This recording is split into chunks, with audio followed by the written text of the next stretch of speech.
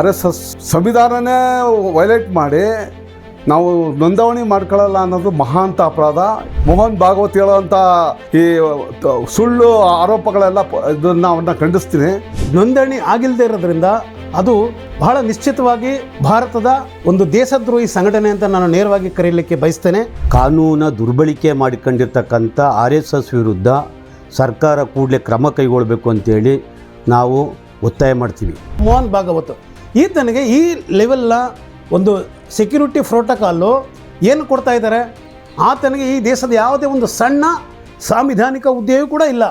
ಒಂದೇ ಧರ್ಮದ ನೆಲೆಗೆ ತರಬೇಕು ಅನ್ನೋ ಒಂದು ತನ್ನ ಹಿಡನ್ ಅಜೆಂಡವನ್ನು ಏನು ಹೊಂದಿದೆ ಅದನ್ನು ನಾವು ವಿರೋಧಿಸಬೇಕು ಅಂತ ಹುಣಸೂರು ತಾಲೂಕಿನ ಪ್ರಾರಂಭದ ದಲಿತ ಸಂಘದಲ್ಲಿದ್ದಂಥವನು ಮತ್ತು ಒಬ್ಬ ಪ್ರಗತಿಪರ ರೈತ ಕಾರ್ಮಿಕನಾಗಿ ಕೆಲಸ ಮಾಡ್ತಾಯಿದ್ದೀನಿ.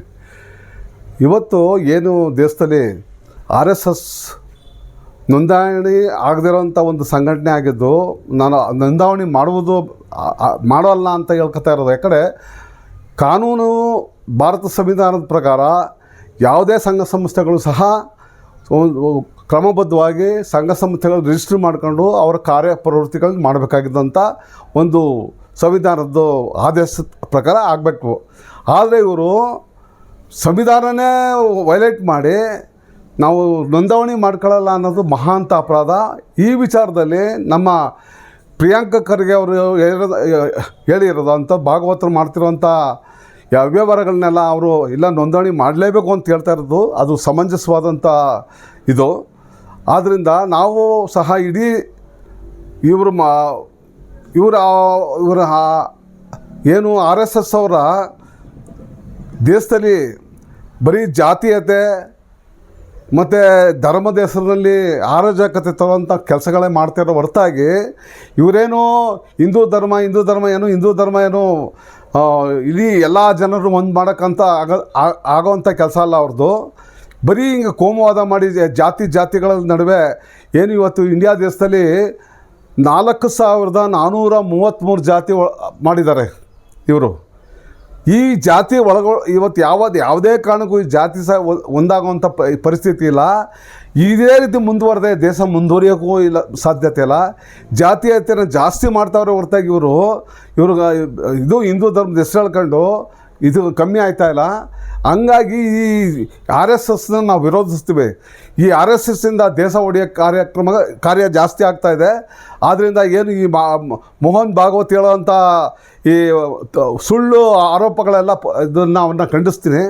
ಮತ್ತು ಅವರು ಮಾಡ್ತಾ ಇರೋವಂಥದ್ದು ಕಡ್ಡಾಯವಾಗಿ ಅವರು ದೇಶದ ಕಾನೂನಿಗೆ ಮರ್ಯಾದೆ ಕೊಟ್ಟು ಬೆಲೆ ಕೊಟ್ಟು ಅವರು ನೋಂದಣಿ ಮಾಡ್ಕೊಂಡು ಅವ್ರ ಕಾರ್ಯಪ್ರವೃತ್ತಿನ ಮುಂದುವರಿಸಬೇಕು ಅಂತ ಹೇಳ್ತಾ ನನ್ನ ಮಾತು ಮುಗಿಸ್ತೀನಿ. ನಮಸ್ಕಾರ.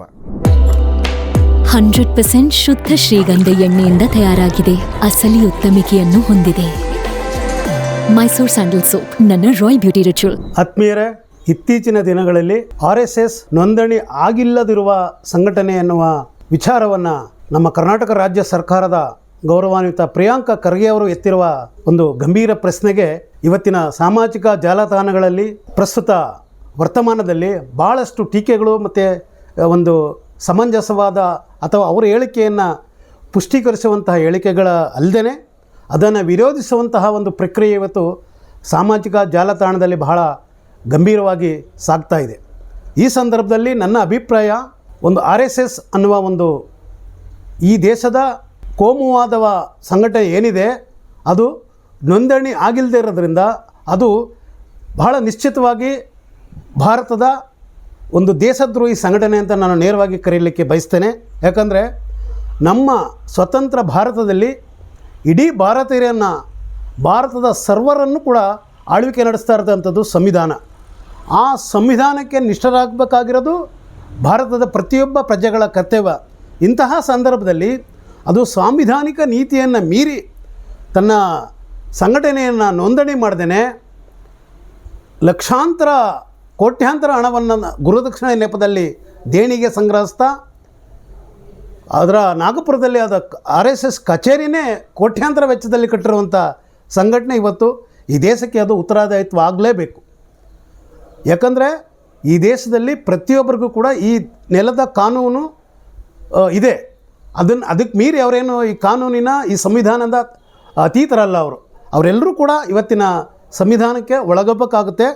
ಇಂತಹ ಸಂದರ್ಭದಲ್ಲಿ ಭಾಳ ಮುಖ್ಯವಾಗಿ ನಾನು ನಿನ್ನೆ ಎಷ್ಟೇ ನೋಡಿದ ಒಂದು ಸಾಮಾಜಿಕ ಜಾಲತಾಣದ ಒಂದು ಪ್ರತಿಕ್ರಿಯೆ ಏನಂದರೆ, ಈ ಸಾಂವಿಧಾನಿಕ ಹುದ್ದೆಯನ್ನು ಹೊಂದಿರುವಂಥ ಒಬ್ಬ ಪ್ರಜ್ಞಾವಂತ ದಲಿತನಾಗಿರಬೇಕಾದ ನಮ್ಮ ರಮೇಶ್ ಜಿಗಜಿಣಗಿಯವರು ಹೇಳ್ತಾರೆ, ಪ್ರಿಯಾಂಕ ಖರ್ಗೆ ಅಂತ ದಲಿತನಿಗೆ ಹಾಕಬೇಕು RSS ಬಗೆಗಿನ ಹೇಳಿಕೆ ಅಂದಾಗ ಇಲ್ಲೇ ಗೊತ್ತಾಗುತ್ತೆ ಇವನ ಗುಲಾಮ್ಗೆ ಮನಸ್ಥಿತಿ ಏನು ಅನ್ನೋದು ಅರ್ಥ ಆಗುತ್ತೆ. ಯಾಕಂದರೆ ದಲಿತರು ಇದನ್ನೆಲ್ಲ ಕೇಳಬಾರ್ದು ಅನ್ನೋ ಒಂದು ಗುಲಾಮ್ಗಿರಿಯ ಒಂದು ಪೂರ್ವಗ್ರಹಕ್ಕೆ ಆತ ಒಳಗಾಗಿದ್ದಾನೆ ಅಂತ ನಾನು ಭಾವಿಸ್ತೇನೆ.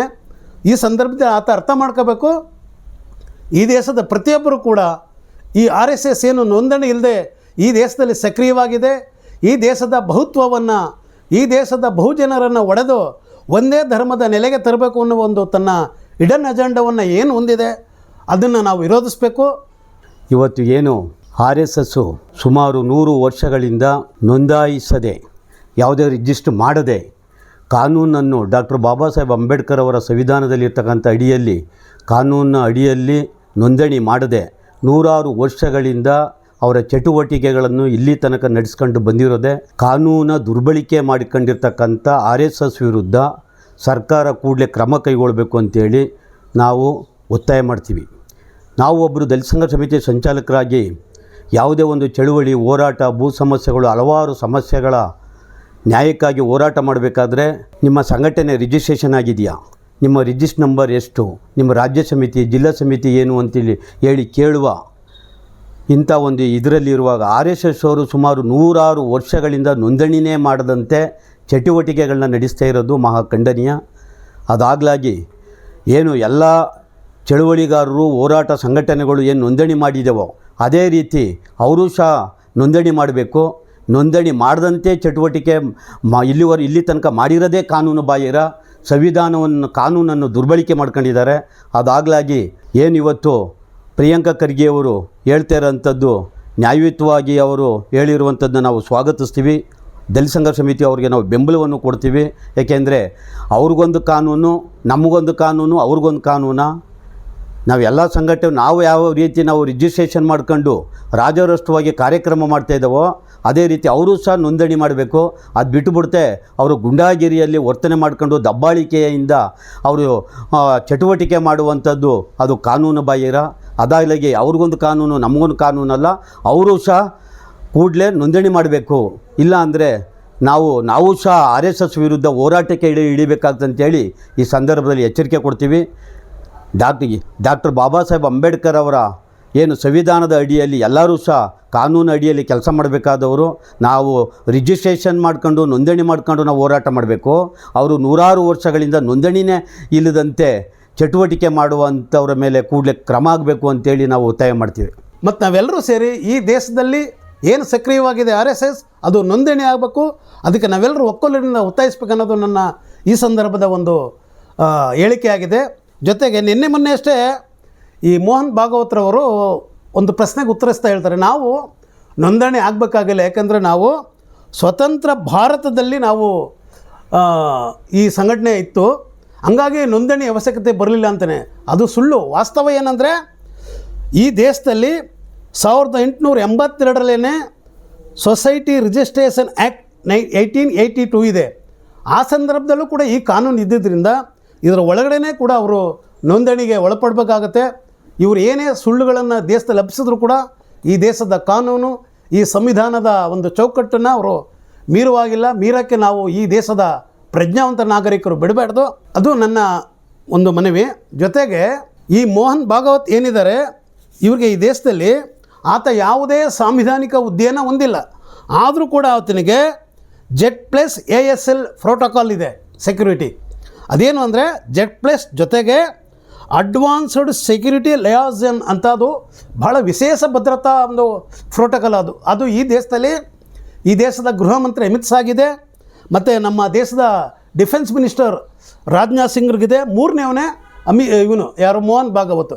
ಈತನಿಗೆ ಈ ಲೆವೆಲ್ನ ಒಂದು ಸೆಕ್ಯೂರಿಟಿ ಪ್ರೋಟೋಕಾಲು ಏನು ಕೊಡ್ತಾ ಇದ್ದಾರೆ, ಆತನಿಗೆ ಈ ದೇಶದ ಯಾವುದೇ ಒಂದು ಸಣ್ಣ ಸಾಂವಿಧಾನಿಕ ಹುದ್ದೆಯೂ ಕೂಡ ಇಲ್ಲ.